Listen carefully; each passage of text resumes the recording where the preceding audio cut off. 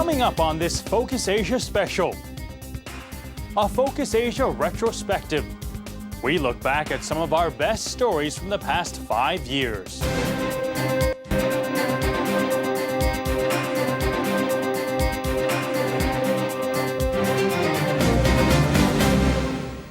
Hello and welcome to the program. I'm Mark Niu.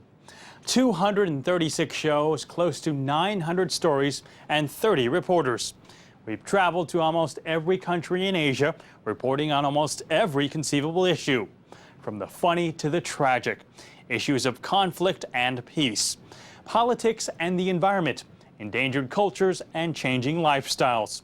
We won awards for human rights, child rights, and even animal rights. But sadly, Focus Asia has come to an end. So for the next half hour, we'll be looking back at some of the most memorable moments from the show. Political issues have always figured high in the Focus Asia agenda. Recently, we've covered the insurgency in Thailand's Muslim South, as well as separatist issues in Indonesia and the Philippines. In South Asia, we looked at the problems of Kashmir from both India and Pakistan. And it was from Pakistan that Joe Kynes gave us this tragic depiction of life as an Afghan refugee in March 2001. They risked everything to come here. Driven by desperate need, they crossed the mountains from Afghanistan during the coldest days of winter. But for Mullah Abdullah, the journey has ended in misery and tragedy. 6 weeks ago, he and his family left home to search for food and shelter for their 2-year-old son. An hour ago, their only child died of pneumonia. In this camp near the Pakistani town of Jalozeh, plastic sheets are the only protection from the elements. People sleep on the cold ground along a dried-up riverbed. There is no water. Children wait in hope that a relief agency tanker might arrive today. Nearly 80,000 people have arrived here since late January and now remain imprisoned by indifference. We don't have any money, no fare to pay our way back to Afghanistan. We don't even have enough money to go to the local bazaar here in Jalozeh to buy things we need. So we're willing to die here because we have no choice. As Afghanistan's refugees wait, tragedy overtakes another family. 6 children sit alone the morning after their mother, a 30-year-old widow, died of respiratory illness. Elders who now must care for the orphans told us God is their first hope. But now they also pray that those who see their plight in pictures like these will open their hearts.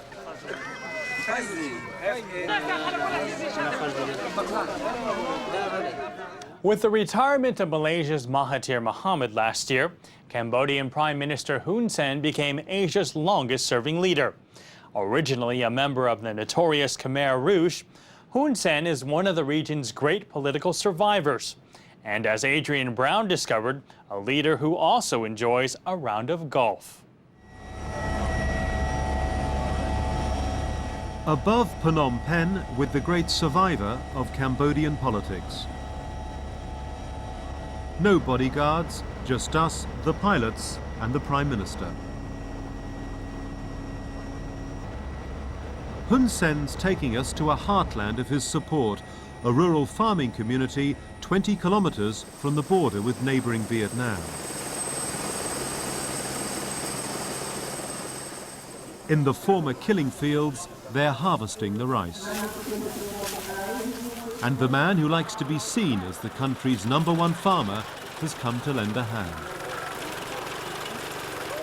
But even here, he can't always be in control. There's nothing sophisticated about Hun Sen. He cultivates a tough guy image. He's one of Asia's longest-serving and least understood leaders. But over 7 days, we were given unprecedented access to a man best known for his fiery temper and violent mood swings. But not today.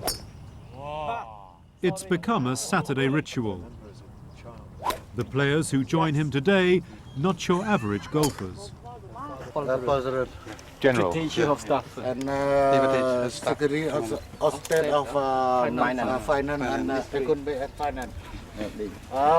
The head of the National Police. Head of the National Police. They call themselves the Dragon Team. When you're Prime Minister of Cambodia, you can pretty much set the rules for whatever you do. No one seems to mind when the Prime Minister repeats the same shot 3 times. The first hole, special hole. Special hole, warm up. Okay. It's one way of ensuring you end the game under par. Social issues have also been an important part of Focus Asia's coverage, especially those affecting children. Underprivileged youngsters across the region are particularly vulnerable to sexual exploitation, as well as becoming victims of drug addiction and AIDS. Jennifer Lee learned more when she met some of Manila's street children. It's a typical portrait of urban youth, hanging out at the park, playing mindless games to pass the time, laughing at one another, and nothing. But for these young people, this park is not a playground, it's home. And this behavior is not immaturity, it's intoxication. This is a portrait of Manila's street children, homeless, jobless, directionless, guided only by a powerful need to get high and drop out. Their drug of choice, industrial glue, known by its brand name, rugby. For everyone else, it's a sport. For street children here, it's oxygen. It makes them forget the many problems that they face as young people. First of all, hunger. Secondly, the fact that they cannot go back to a safe place. And third, if they are into the flesh trade, it's easier to sell themselves when they're high on glue. 15-year-old Cristina Garcia has been on the streets for 4 years. She ran away from home because of family problems, but ended up creating her own. Her so-called husband is in prison for theft. Their 16-month-old daughter is sick and malnutrition. With neither means to feed herself or her baby, Cristina turns to the only solution she knows.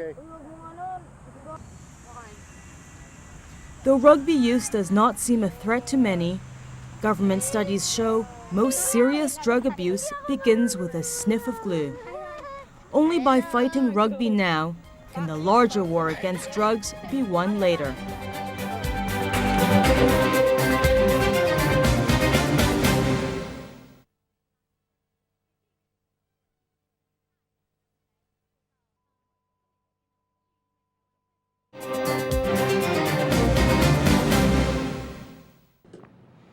Welcome back.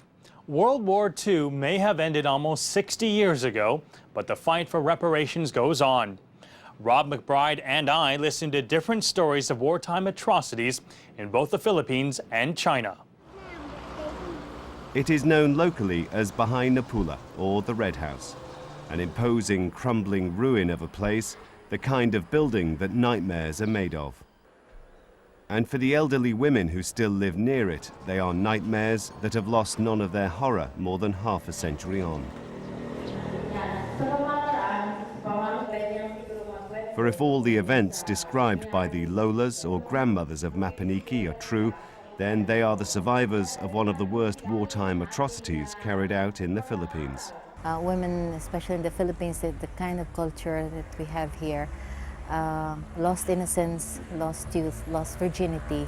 That means everything. Towards the end of 1944, the once conquering Imperial Army of Japan was being pushed back on all fronts across Asia-Pacific. American forces had landed in the Philippines, and the guerrilla groups fighting the Japanese occupation were stepping up their attacks. Mapaniki was singled out for retribution.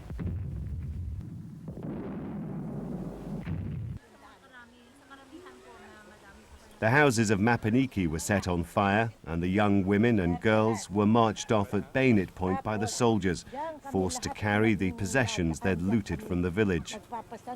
It was on the way that the first of the rapes happened. I fell over on the march, and the soldiers attacked me. At first I struggled because I didn't want them to rape me, but then one of the soldiers stabbed me with his bayonet in my leg and forced himself on me. The march ended at the Red House.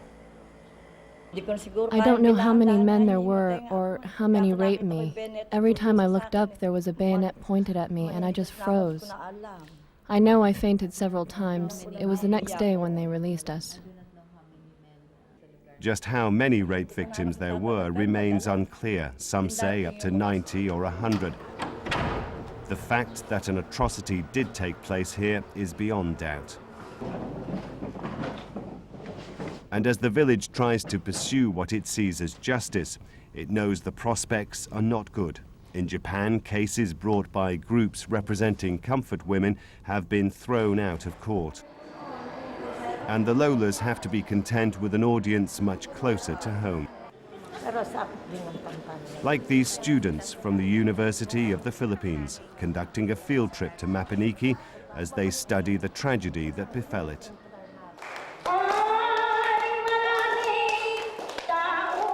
Teenagers learning from a much older generation about an event and a time when their youth was stolen from them.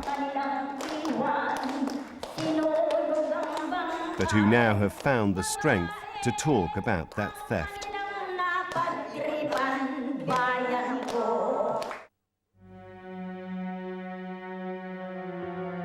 Harbin, northeast China. This is all that's left of a Japanese wartime complex called Pingfang. The people that worked here were scientists and soldiers.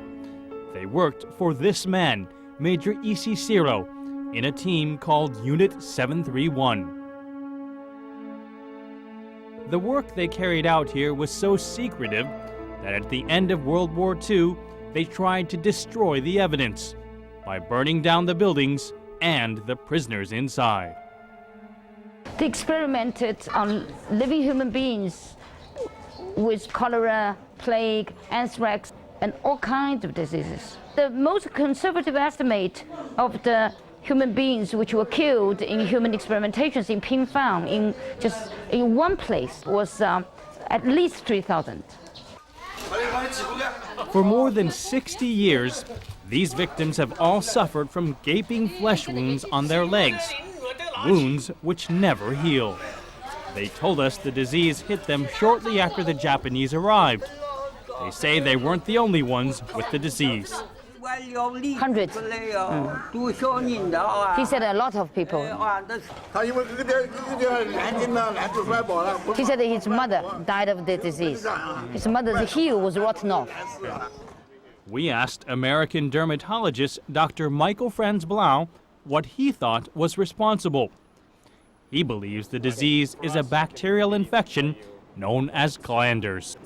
Glanders is normally a disease of horses, mules, and swine.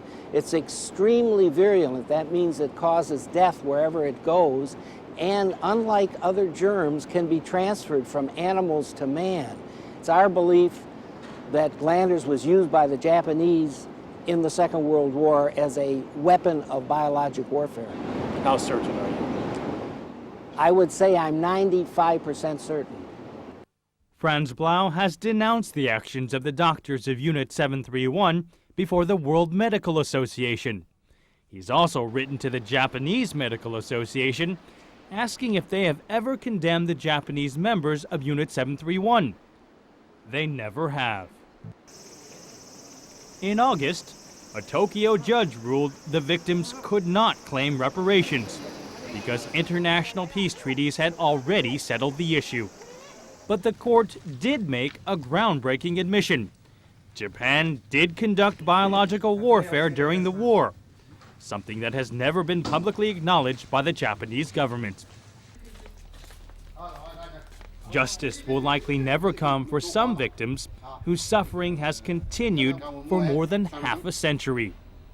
Although the case failed, activists like Wang Xuan are grateful that at least the truth is beginning to emerge. Many people have learned for the first time probably in their life about the Japanese biological warfare and about the damages and the destructions. So long as people have learned about the truth, I think many people will give us up their hands and try to do something. For the survivors of Japan's biological warfare program, that may be the only compensation they ever receive.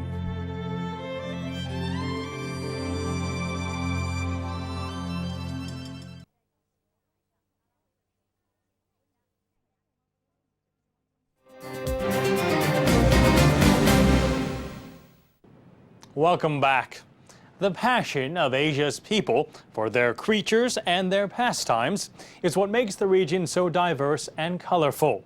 From the haggling to be found at Rajasthan's annual camel fair in India, to the emotions played out late on the airwaves of Philippine radio.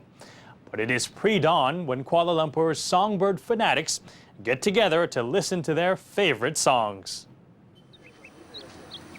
They say the early bird gets the worm. These early birds are hoping to get much more. And I'm referring to these middle-aged men who've been flocking here since 5 a.m. in preparation for a competition that could make or break their feathered fortunes. Welcome to Malaysia's monthly Songbird Sing-Off, a bitterly contested competition featuring some of the region's priciest performers. These songbirds, or meerboks as they are known locally, are bred to sing. Of course, that doesn't mean they will. Birds, after all, can be, well, flighty. This is more than just a flight of fancy. It's a regional obsession. Southeast Asia is home to several thousand meerbok fanatics, mainly in Indonesia, Singapore, Thailand, and here in Malaysia. The best meerbok hail from the Patani region of southern Thailand. Breeders there journey here weekly to hawk their precious flock, often to some pretty serious buyers. The dulcet tones of a first-class bird can apparently set hearts aflutter. That's the elusive tone these judges are looking for. 4 types of pitch. They have the wow, they have the meow, they have the clown. They got a few more. Where these are the pitch. The higher the pitch, when they start to play, is good for the bird. Oh, the ideal bird should be like wow, that should be the best. With so much at stake, rumors abound of favoritism, vote buying, cheating, even sabotage. It's not all for profit. A bird in hand may be worth 2 in the bush, but a winning bird is priceless. In a country of more than 7,000 islands, out in the fields and on the roadsides, entertainment can be hard to come by. For some, there's only one choice: the radio. The whole day. I've been listening the whole day. This is my only recreation here.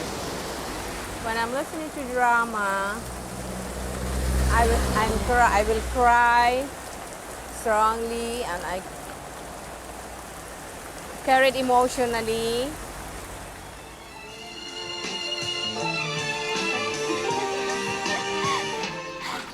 Ay! Naku! Ang kastigo natin kasi sinira ng halo. Manager Bernard Canaveral admits that the Philippines has to be one of the few places in the world where the radio drama is still thriving. He is passionate about why. Radio, it's better to watch it on radio. Why? Because radio works magically through the power of the imagination. Imagination is the key word. So that when I say to you, red lips, you could almost imagine red, beautiful, luscious lips, right? That's the magic of radio. And with all the sound effects that you hear, it's magic. It's just plain and simple magic. And the magic spreads to other genres too, like fantasy and adventure. Riding on a winged horse.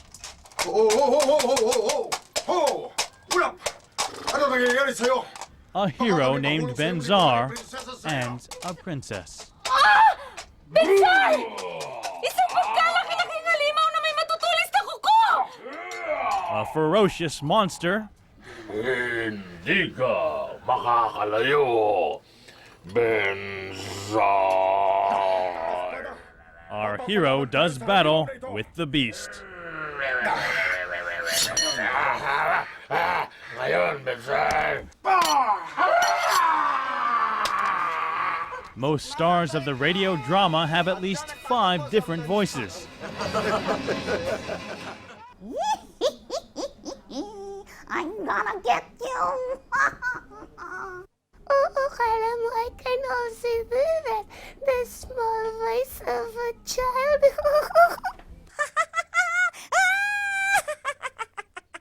But amid all the fun and excitement, the main characters usually manage to find time alone. Benzar.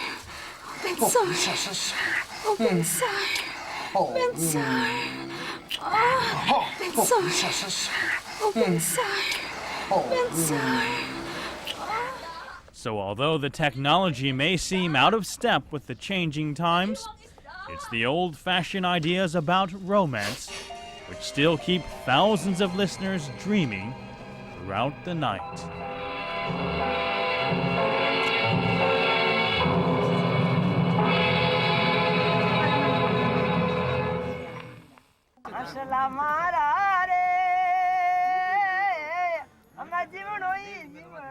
From the village of Shoga, it's about 25 kilometers to the Agolai cattle fair. By trotting camel, that's a couple of hours, a journey best made early, before the Rajasthan sun has a chance to take a fiery grip on the day. The villagers have a particular reason to make the trip this year. Attending this fair is a unit from India's Border Security Force. The going price for a camel this year, around 8,000 to 10,000 rupees, about $200 US. But that's for a fit animal, and one that's between 5 and 7 years in age. And the inspection begins with the teeth. Apart from its fitness, there is also one other important consideration: looks. This is considered to be ugly in camel circles. By contrast, this is a head-turner. Apparently there's a difference. The final part of the examination, the road test.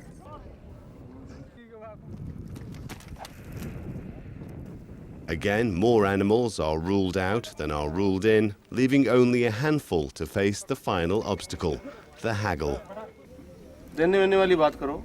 Opening bids are greeted with the usual range of emotions, from incredulity to hurt to plain silence. And often negotiations brought to a swift close with the walkout. This day ends with just 2 purchases. Owners signing away their animals with a thumbprint, illiterate maybe, but able to count out the stack of rupee notes they get in return with the exactness of any bank clerk. Outside, the branding irons are already starting to glow. And for Y278, the first day of military life is a painful one, with a distinct whiff of burning hair. You're in the army now. That's all for this Focus Asia retrospective. We hope you've enjoyed the excerpts you've seen. If you want to look at the full story and other Focus Asia reports, log on to our website at focusasia.startv.com. From the entire Focus Asia team, thanks for watching. I'm Mark Niu. Goodbye.